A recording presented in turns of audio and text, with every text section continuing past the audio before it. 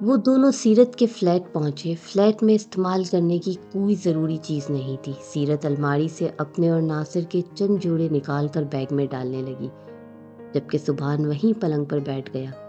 गैर इरादी तौर पर अलमारी में रखी हुई नन्ही सी गुलाबी फ्रॉक पर सुभान की नज़र पड़ी। एक गूंदा सा जहन में लपका। ये क्या है सीरत? वो बेइख्तियार उठकर अलमारी के पास आया और फ्रॉक हाथों में लिए गौर से देखते हुए बोला, मालूम नहीं क्यों अब्बा ने मेरे इन कपड़ों को अभी तक सीने से लगा कर रखा हुआ है। इन्हीं कपड़ों और इस गद्दे में मुझ गुनाह की पोट को कोई कचरे के ढेर में फेंक गया था। फजूल ही हैं ये दोनों चीज़ें मेरे लिए, इन्हें फेंक दो। सीरत ने सुभान से कहते हुए बैग में कपड़े तरतीब से रखने शुरू कर दिए और बैग की जिप बंद की, मगर सुभान के दिमाग कहीं और ही था। जो तस्वीर युसरा ने अनम की सुभान को दिखाई थी, युसरा के कहने के मुताबिक ये उसी दिन की तस्वीर है जब नौकरानी अनम को इसके घर से लेकर गायब हुई थी। कितनी देर लगेगी तुम्हें?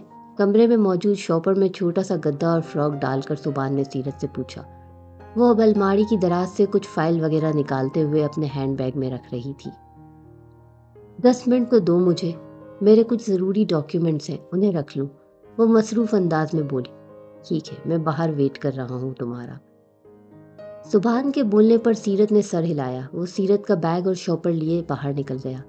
कार में पहुंचकर वो दोबारा सोच में पड़ गया।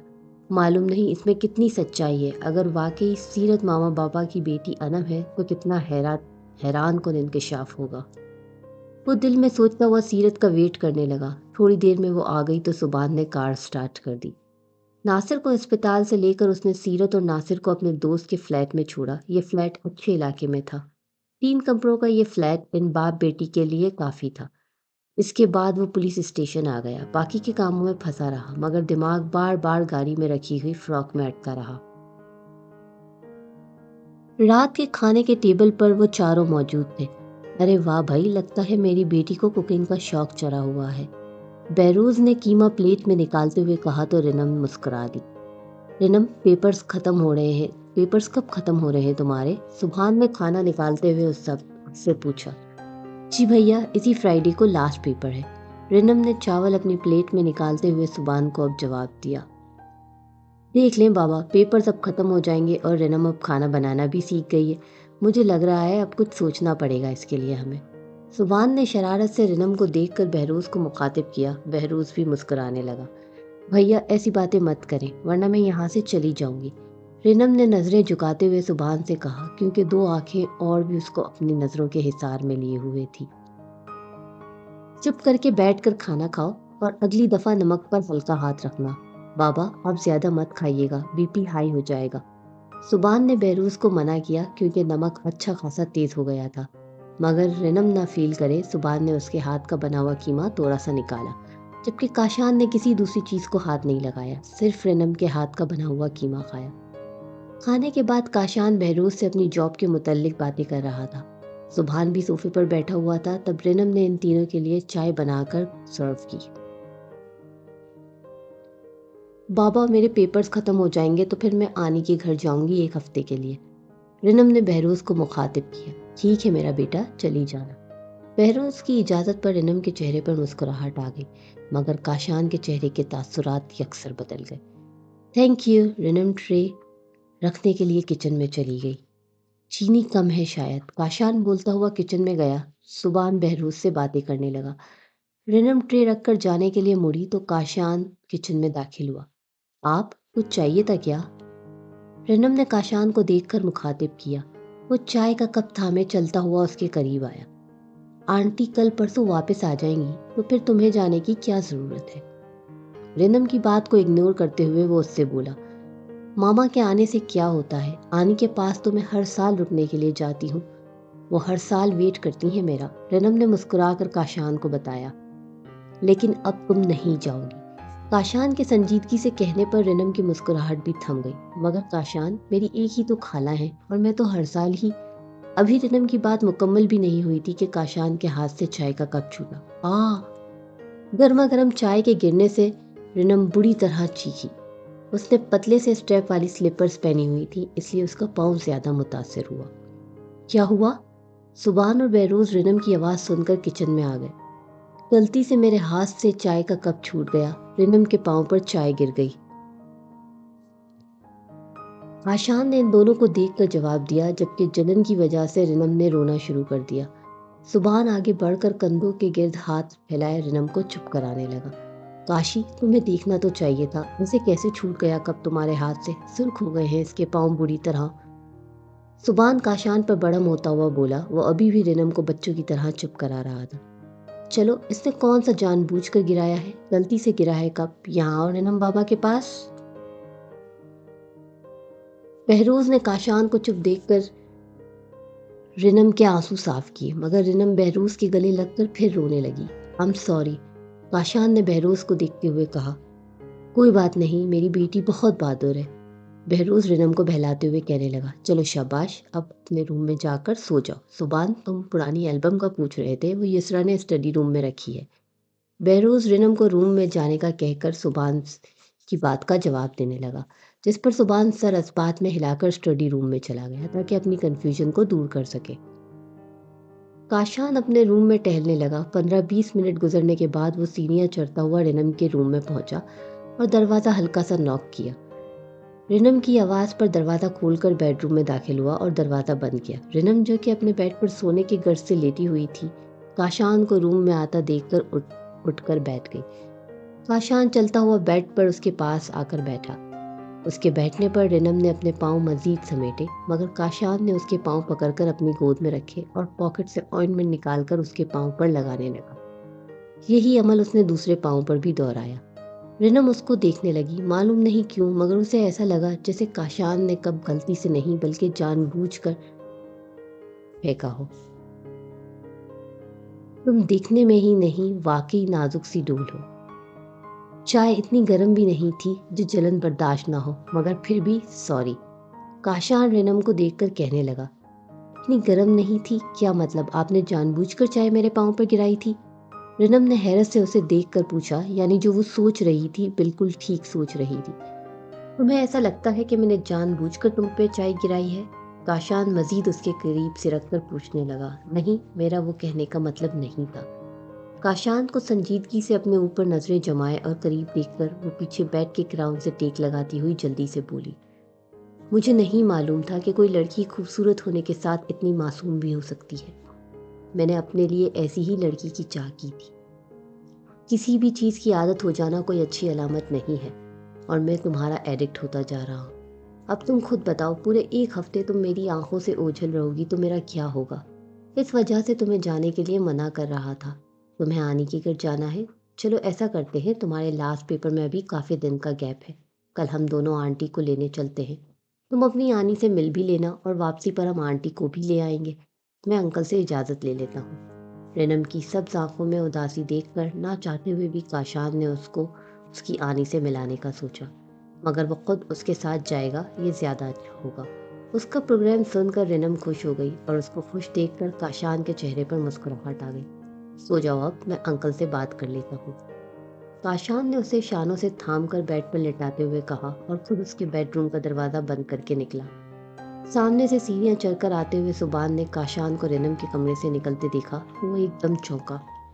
तुम क्या कर रहे थे इस वक्त रिनम के रूम में? काशान को रिनम के रूम से निकलता हुआ देखकर सुभान के माथे पर बल नमूदार हुए, जो उसने छुपाए बगैर काशान से पूछा। मैं क्या करूँगा भला, मैं तो देखने आया था, उसके पाँव ज़्यादा तो नहीं जले? काशान ने नॉर्मल अंदाज अपनाते हुए सुभान को जवाब दिया। मेरे रूम में आओ। सुभान कहता हुआ रूम में चला गया। काशान ने लंबी सांस खींचकर उसकी पैरवी की। देखो काशी, मैंने अभी तक मामा बाबा से तुम्हारे मुतल्लिक बात नहीं की। जब तक मैं कोई भी बात ना कर लूँ तब तक तुम इन्हें खराफात से गुरेज करो। सुभान ने उसको संजीदगी से समझाया। सही बात तो ये थी कि उसे यूं रात गए काशान का रिनम के रूम में जाना अच्छा नहीं लगा। उफ, ऐसा क्या कर दिया मैंने? तुम्हें बताया तो था पसंद करता हूँ मैं उसे। उसका रोना देखा नहीं गया, इसलिए देखने चला आया। और तुम बात करोगे? कब? मेरे ख्याल में अब तक तुम्हें आंटी अंकल से बात कर लेनी चाहिए। काशान ने सुभान को देखते हुए कहा। काशी प्लीज़ यार, मैं अपनी परेशानी में उलझ कर रह गया हूँ, तुम्हें अपनी पड़ी है। काशान की बात सुनकर सुभान चिढ़ कर बोला। अगर इतने ही परेशान हो रहे हो तो फिर निकाह करने की ज़रूरत क्या थी? ये तो निकाह करने से पहले सोचना था। नासिर ने तो फुल ड्रामा करके उस शेर की खाला को तुम्हें सौंप दिया और देखो उसे कुछ हुआ भी नहीं। काशान ने आराम से चेयर पर बैठते हुए तबसरा किया। उसकी बात सुनकर सुबान ने उसे बुरी तरह घूरा। शर्म करो काशी, तुम समझ रहे हो कि सीरत के अब्बा ने ड्रामा किया है? और क्या तुम इंतज़ार कर रहे थे कि निकाह होते ही वो बेज़रर इंसान अल्लाह को प्यारा हो जाए? आइंदा सीरत को उल्टे सीधे नाम से मुखातिब नहीं करना। मुझे उसे निकाह करके कोई परेशानी या पछतावा नहीं हो रहा। कोई और बात है जिसकी वजह से मैं उलझा हुआ हूँ, मगर तुम नहीं समझोगे। जाओ अपने रूम में रेस्ट करो। सुबान ने काशान को डपटते हुए कहा और खुद भी बेड पर बैठ गया। अब तुम्हें परेशानियों में उलझा हुआ छोड़कर तुम्हें रेस्ट करने से रहा। चलो बताओ क्या परेशानी है जिसने तुम्हें उलझा दिया है? चेयर से उठकर वो सुबान के बराबर में बेड पर बैठकर बोला और सिगरेट सुलगाने लगा। यार तुम अंदाज़ा नहीं लगा सकते कि सीरत के असली माँ बाप कौन है। सुबान ने जिस तरह काशान को देखकर कहा, वो भी अब उसको गौर से देखने लगा। अब ये मत कह देना बहरोज अंकल और युसरा आंटी उसके असली माँ बाप है। काशान ने सिगरेट पीते हुए सुबान को देखकर कहा। बिल्कुल ऐसा ही है, सुबान ठहरे ठहरे लहजे में बोला। काशान हैरत से उसे देखने लगा। और तुम्हें ये सब कैसे पता चला? काशान को भी सुनकर हैरत हुई। फिर सुबान ने आज सुबह वाला वाकया उसको बताया। यानी तुम्हारी बेगम के सगे अम्मा अब्बा तुम्हारे मामा बाबा, और तुम्हारी बेगम मेरे होने वाली बेगम की सगी बहन। दिलचस्प सीन हो गया ये तो। सिगरेट पीने के साथ जितनी संजीदगी से काशान ने पूरा जुमला अदा किया, अपने आखिरी जुमले पर खुद ही हंस पड़ा। सुबान चुप करके उसे देखता रहा। तुम इतना सीरियस क्यों हो रहे हो यार? ये तो अच्छी बात है ना। अंकल कितने खुश होंगे जब उनको बिछड़ी हुई बेटी इतने बरसों के बाद मिलेगी। काशान ने उसको रिलैक्स करना चाहा। मामा बाबा के लिए तो वाकई ये खुशी की खबर है काशी, मगर तुम सीरत को तो बचपन से जानते हो। मैं सीरत के बारे में सोच रहा हूँ, इस खबर पर वो कैसा रद्द अमल का इजहार करेगी, यही सोच रहा हूँ मैं। सुबान ने संजीदगी को बरकरार रखते हुए कहा। अब तुम कुछ ज़्यादा ही सोच रहे हो। आना तो उसे उसी घर में है, चाहे माँ बाप को एक्सेप्ट करके आए या तुम्हारे रिश्ते से। फिर इसमें परेशान होने वाली क्या बात है? अच्छा सुनो, वो कल मैं युसरा आंटी को लेने चला जाऊंगा और रिनम भी मिल लेगी अपनी आने से। अंकल से तुम इजाज़त लोगे या फिर मैं ले लूँ? काशान ने लगे हाथों को सुबान को भी आगाह करना ज़रूरी समझा। रिनम को साथ लेकर जाने की क्या ज़रूरत है? वो रुकने जाएगी तो हफ्ते बाद। सुबान ने उसको देखकर कहा। नहीं, उसका प्रोग्राम चेंज हो गया है। फिर मैंने सोचा कि आंटी को मैं ही ले आता हूँ और रिनम को भी साथ ले जाऊँ ताकि वो फड़ा आंटी से मिल ले। काशान ने नॉर्मल अंदाज में कहा तो सुबान उसे देखने लगा।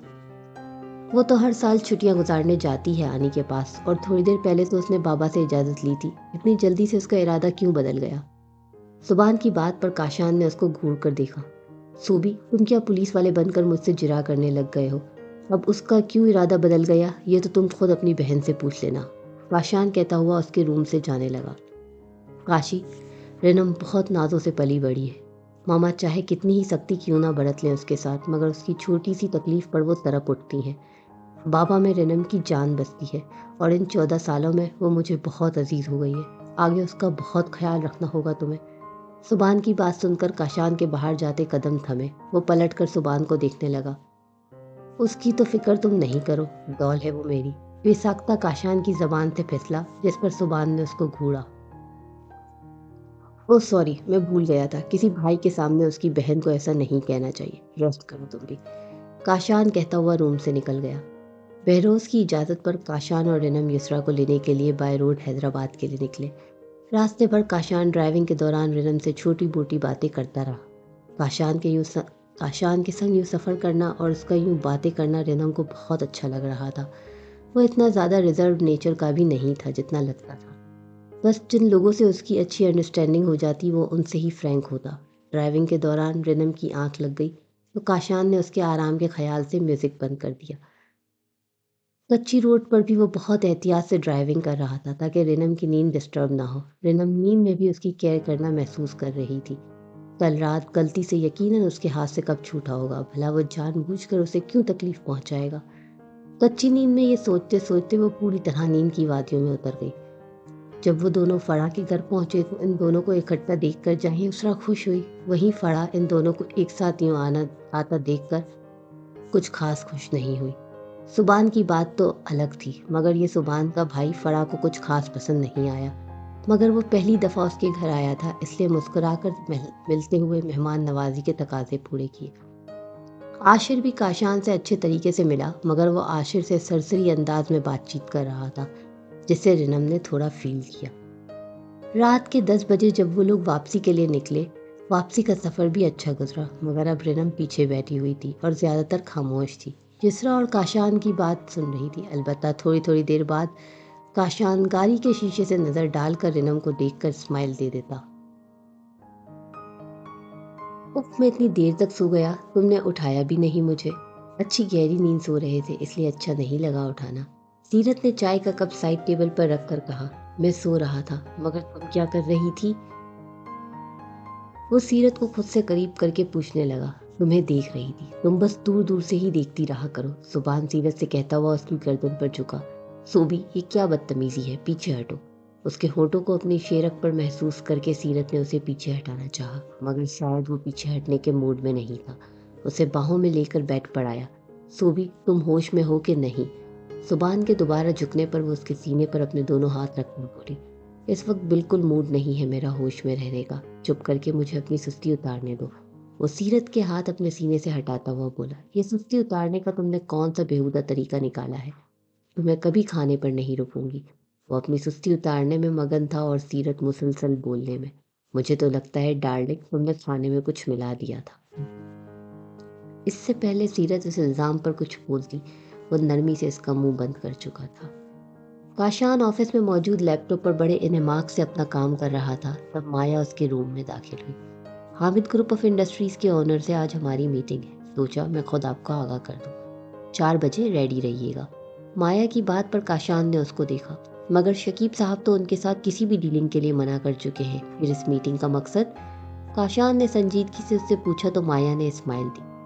डीलिंग के लिए मना किया है, मगर उनकी ऑफर सुनने में कोई मजाइका नहीं। हो सकता है इसमें हमारी कंपनी का मफाद हो। माया के कहने पर काशान ने सर हिला दिया। ठीक है, मैं 4 बजे रेडी रहूंगा। काशान उसको बोलता हुआ दोबारा लैपटॉप में बिजी हो गया। माया उसके रूम से चली गई। आज उसकी और सुबान की बर्थडे का दिन था। युसरा ने उसे सुबह ही विश कर दिया था और घर जल्दी आने को भी कहा था। यकीनन युसरा ने उन दोनों के लिए कुछ स्पेशल अरेंजमेंट किया था, मगर अब उसको घर जल्दी जाना मुमकिन नहीं लग रहा था। इसीलिए वो युसरा को टेक्स्ट में अपने घर लेट आने का बताने लगा। व्हाट्सएप पर रेनम के मैसेज पर उसकी नज़र पड़ी तो काशान के चेहरे पर मुस्कुराहट आई। रात में रेनम ने मैसेज पर उसे विश किया था, जिसके रिप्लाई में काशान ने उसे थैंक्स का मैसेज किया।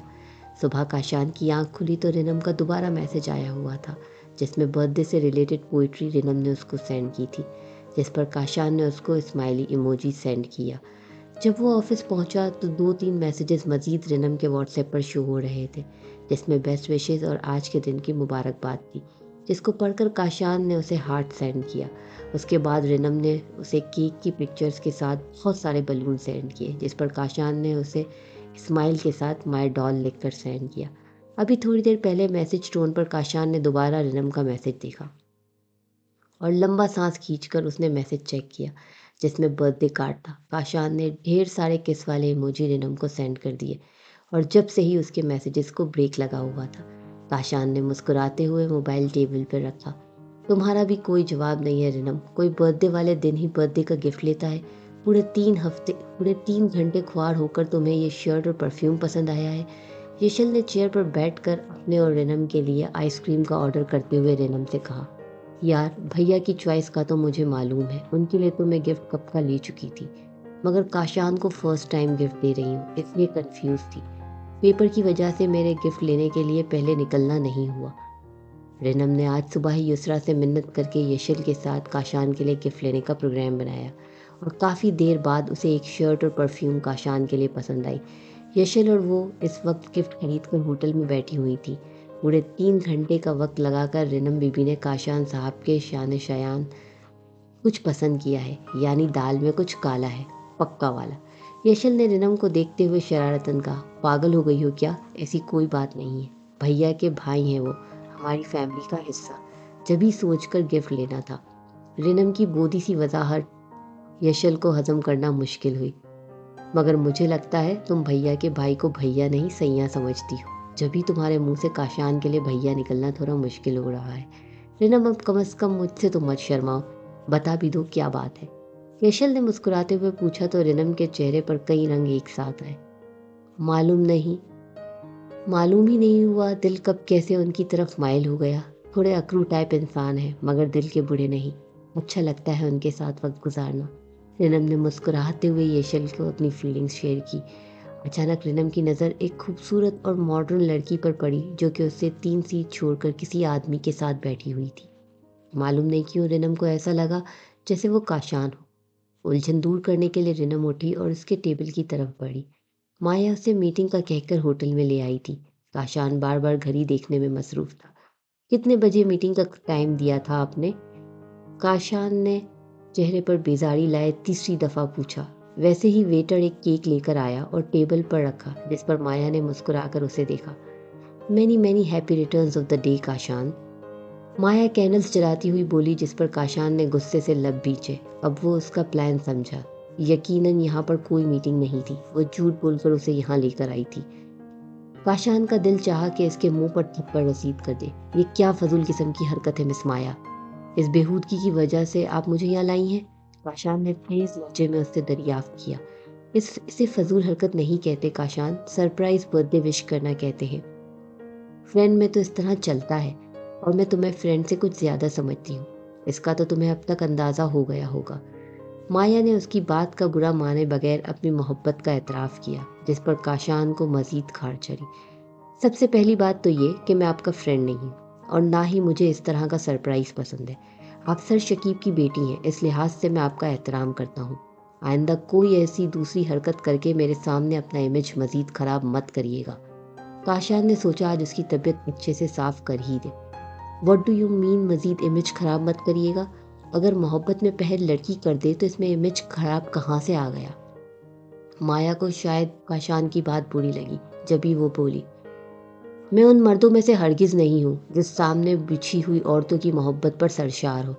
काशान के अल्फाज और अंदाज पर माया बुरी तरह सुलगी। क्या तुमने मुझे बिछी हुई औरत कहा? तुम्हारी हिम्मत कैसे हुई माया को इस तरह मुखातिब करने की? आखिर तुम में गुरूर किस बात का है? किस बात पर इतना करते हो? आखिर कौन हो तुम जिसके पीछे तुम आखिर है कौन वो जिसके पीछे तुम माया को नज़रअंदाज कर रहे हो? मुकाबला कर सकती है कोई मेरे आगे? क्या नहीं है मेरे पास दौलत, स्टेटस, हुस्न? अरे खुश नसीब हो तुम जो माया ने तुम्हें अपने लिए चुना। वह अभी भी काशान को मजीद कुछ कहती मगर काशान की नज़र सामने रिनम पर पड़ी। रिनम, वो चेयर से उठ खड़ा हुआ तो माया भी चुप होकर उस लड़की को देखने लगी जिसके लिए काशान यकदम खड़ा हुआ था। रिनम ने एक नज़र उस मॉडर्न सी लड़की पर फिर टेबल पर रखे केक और काशान पर डाली। चुप करके काशान की बात सुने बगैर वो होटल से बाहर निकल गई जबकि काशान माया पर कहर भरी नज़र डालकर रिनम के पीछे बाहर निकला। तुम्हें आवाज़ नहीं आ रही है मेरी? कब से पुकार रहा हूँ। रिनम होटल से बाहर जाकर रुकी तो काशान ने उसके सामने खड़े होकर बारूद लहजे में उसे मुखातिब किया। मामा वेट कर रही होंगी, घर जाना है मुझे जल्दी। आपको उठकर यहाँ आने की क्या ज़रूरत थी? अपनी बर्थडे सेलिब्रेट करें आप। ओह, तो ये दुख मेरी बर्थडे सेलिब्रेट करने पर है? अंदर चलो मेरे साथ। इस तरह शिकवा करते हुए काशान को वो और भी क्यूट लगी। काशान ने उसके आगे हाथ बढ़ाकर कहा, ना ही मुझे कोई दुख है और ना ही मुझे वापस जाना है और ना ही मुझे आपकी कोई वजाहत चाहिए। तो तुम्हें वजाहत दे कौन रहा है? अंदर चलो मेरे साथ। आज किसी और को कुछ पावर कराना है। काशान उसका हाथ पकड़कर उसे होटल के अंदर लेकर आया जहाँ माया मौजूद थी। शायद वो भी अपना बैग कंधे पर लटकाए खराब मूड के साथ घर के लिए निकलने वाली थी जब ही उसे सामने से काशान उस लड़की के साथ अंदर आता दिखाई दिया। इन दोनों को हाथ थामे अपनी तरफ आता देखकर माया अपना गुस्सा जब्त करने लगी। अभी थोड़ी देर पहले मुझसे पूछ रही थी आखिर कौन है वो लड़की जिसके पीछे मैं आपको नज़रअंदाज करता हूँ।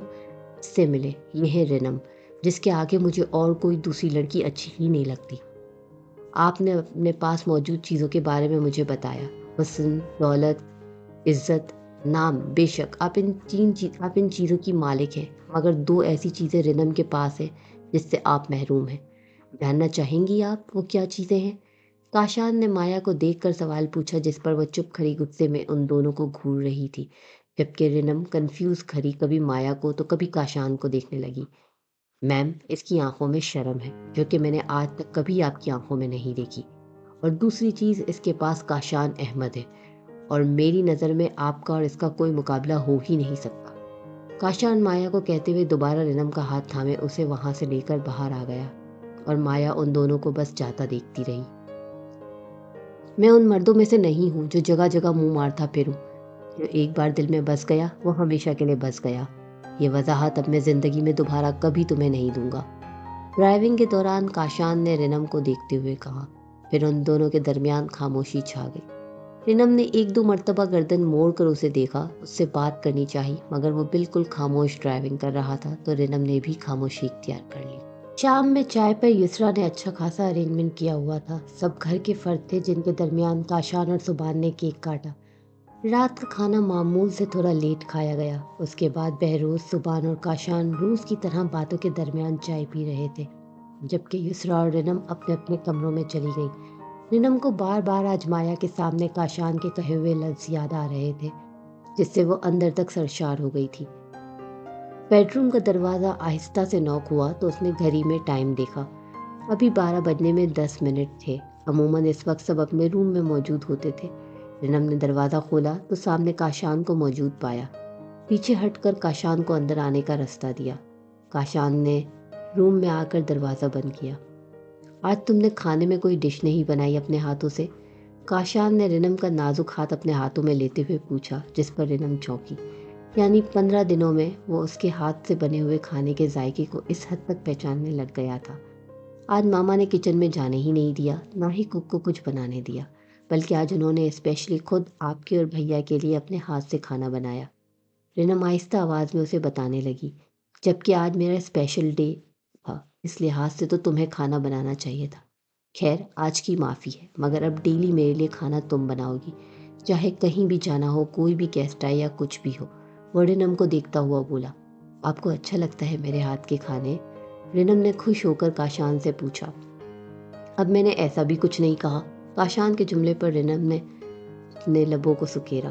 वो अब भी दिलचस्प नज़रों से उसका हाथ अपने हाथ में थामे हुए उसी को देख रहा था। क्या हुआ? इतनी तारीफ सुनकर आज तुम्हारा दिल नहीं भरा? कहो तो फिर से शुरू हो जाऊं। वो यकीनन आज दोपहर की बात का जिक्र कर रहा था। अब मैंने ऐसा भी कुछ नहीं कहा। रिनम ने उसको देखकर बोला तो काशान मुस्कुराया।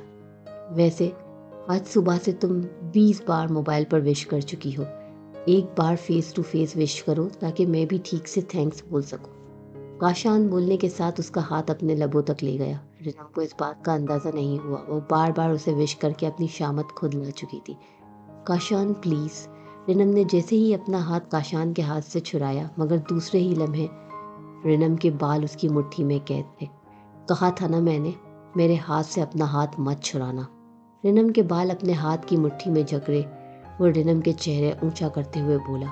रिनम अब बुरी तरह डर गई थी, मगर काशान का गुस्सा देखकर उसमें कुछ बोलने की सकत नहीं थी। अब वो रिनम का चेहरा अपने चेहरे से मज़ीद करीब करके उसके होंठों पर अपनी शहादत की उंगली फेर रहा था, जबकि दूसरे हाथ से रिनम के रेशमी बाल मुट्ठी में अभी तक जकड़े हुए थे। जब वो अपने होंठ रिनम के होंठों के करीब लाया तो रिनम ने आंखें बंद कर ली। लफ्ज़ बेशक उसके एहतजाज नहीं कर रहे थे, मगर आंखों ने बरस कर एहतजाज करना शुरू कर दिया। रिनम की आंखों में आंसू देखकर उसने अपना इरादा मुलतवी किया। उंगली के पोर से उसके आंसू साफ करके कमरे से बाहर निकल गया।